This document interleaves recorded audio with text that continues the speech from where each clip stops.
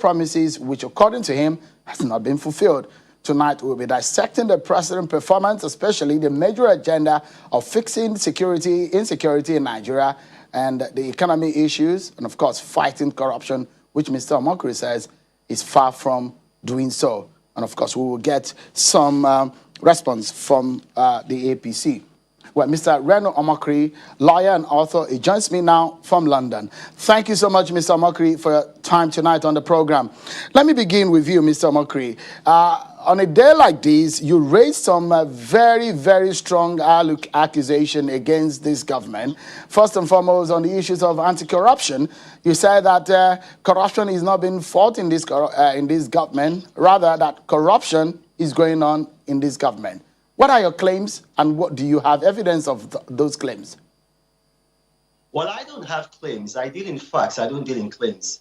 Now, you talked about Rahman Abbas. Now, let's look at it. Now, our youth in Nigeria, they're actually mirroring what they're seeing with our leaders. General Muhammadu Buhari, on January 31st, 2019, went to Kanu, lifted up the hand of Umar Ganduje, and asked the people of Kanu to vote for him. Now, Umar Ganduje, this was a man caught on video receiving bribes in dollars, stuffing them in his clothes. And then you're raising this man's hands and you're asking the people, the youths, to vote for him. In other words, you're telling them, vote for crime. You can imagine that. Babachir Lawal, the former secretary to the government of the Federation, was caught red-handed with his hand in the kiddie. He was a thief, caught red-handed. And then this man gave an interview to Punch and said that he still visits Muhammadu Buhari at the presidential villa. As a matter of fact, he was given a role in Muhammadu Buhari's re-election campaign. Nasser Danu, a member of the president's inner cabinet, in a kitchen cabinet, he was arrested November last year at Heathrow Airport in London with a fake passport, with huge sums of money undeclared. He was arrested and then deported to Nigeria. The next thing we saw, pictures of Nasser Danu and Muhammadu Buhari shaking hands. Look at it, and on the eve of the last presidential elections, we saw Bullion Vance going into the home of Bola Tinubu, a leader of the APC. This is in a country that is known for vote buying. Now, Bullion Vance going into the home of a national leader, and nothing was done to him. EFCC did not investigate him. He was not arrested. He was not.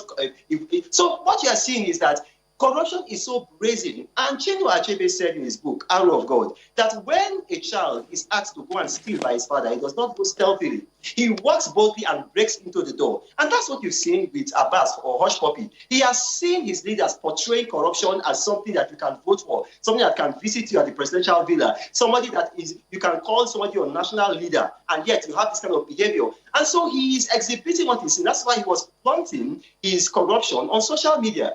Look, we have a situation whereby we are facing the worst economic crisis of our national life. Yes, this president budgeted 37 billion naira to renovate the National Assembly, a building that was built in total for 6 billion naira. A president in this midst of this monumental economic crisis budgeted $500 million to renovate NTA. NTA, I spoke to a former director general of NTA, I can name his name if you want me to, and he said NTA is worth $50 million. How can you budget $500 million to renovate a station that is worth $50 million? SABC, South African Broadcasting Corporation, the biggest broadcasting corporation in Africa, is worth only $200 million. Now, just yesterday, Serap sued this government. It was in the papers. They sued them on Friday, but it came on the papers yesterday. In 2017, the Auditor General of this government, now this is not an activist, the Auditor General of the Federation came out and said 300 billion naira has either been stolen or misappropriated in Nigeria under Buhari.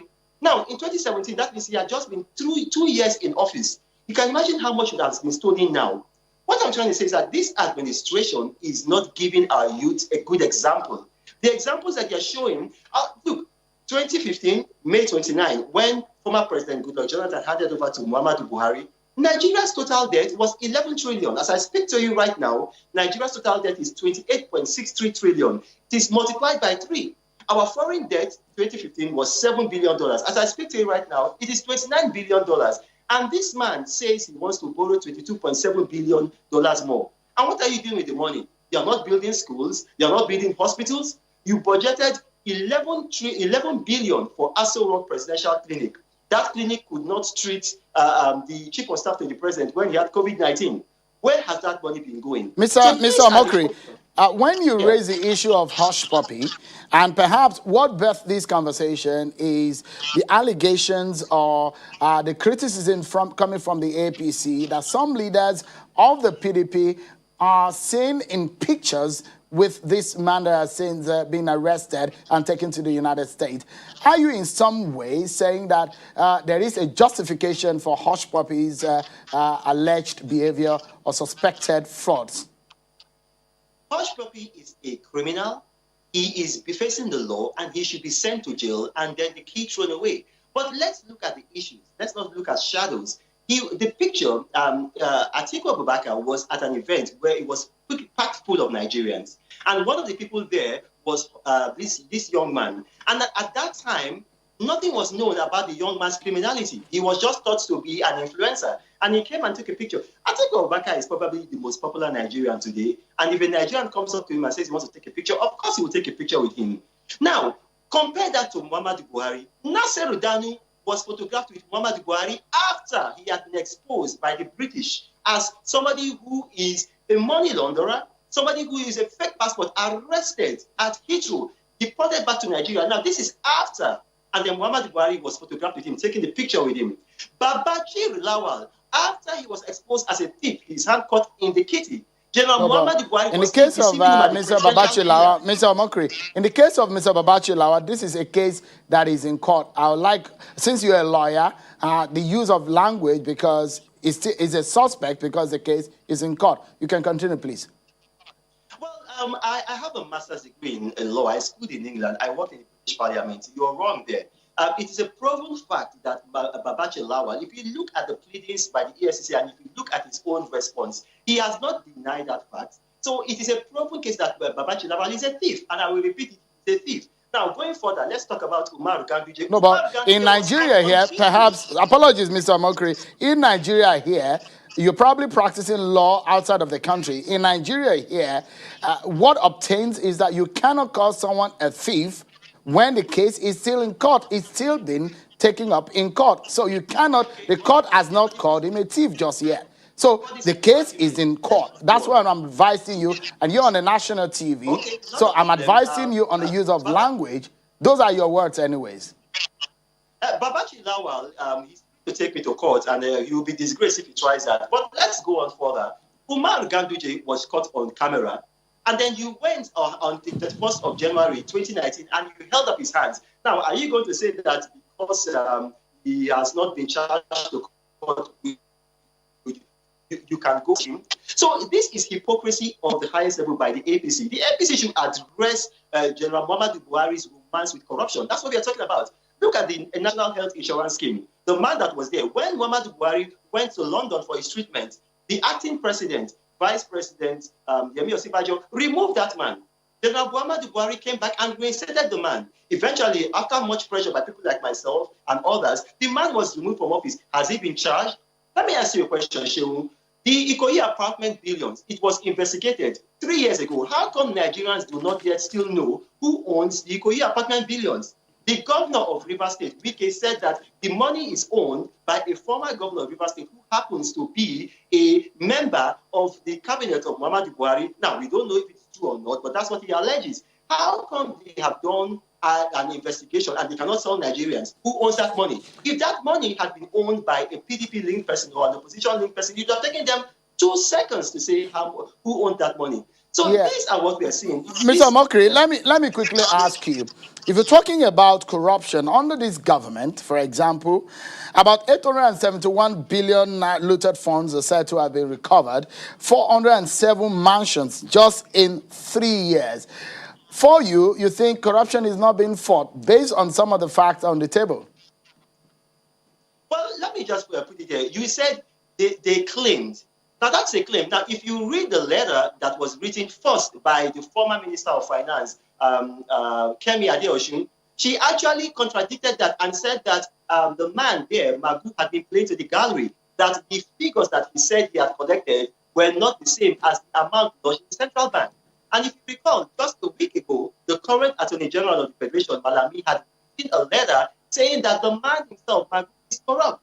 Now, let's keep that alone. Let's keep Nigeria. Let's look at there is internationally the authority to adjudicate on who is corrupt and who is not corrupt. That's Transparency International. Now, Transparency International said Nigeria is more corrupt today than at any time under former President Jonathan or former President Yar'Adua or former President Olusegun Obasanjo.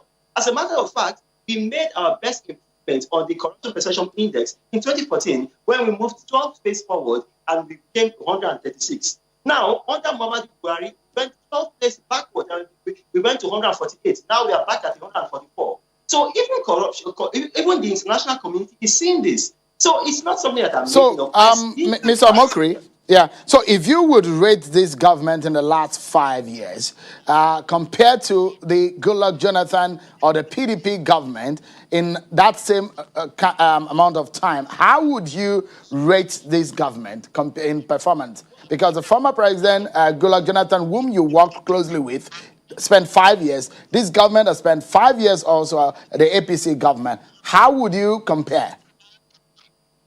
Well, I'm going to put it this way. Now, look at this now.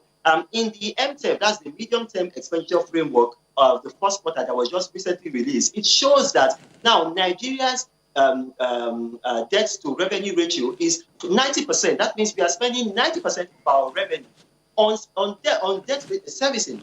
Now, that's to show you the amount of debt that this administration has plunged us to.